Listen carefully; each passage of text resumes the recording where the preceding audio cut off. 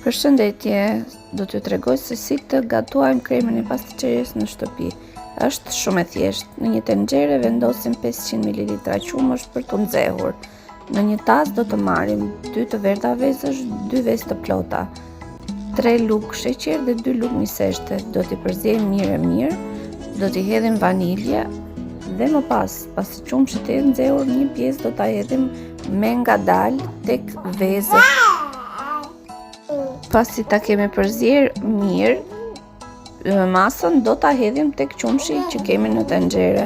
Do ta vendosim në zjarr dhe do ta lejmë derisa të trashet plotësisht. Më pas do të shtojmë një lugë gjalp. Më pas kremin do ta hedhim në një tas qelçi dhe sipër do t'i vendosim qesen e telefonit.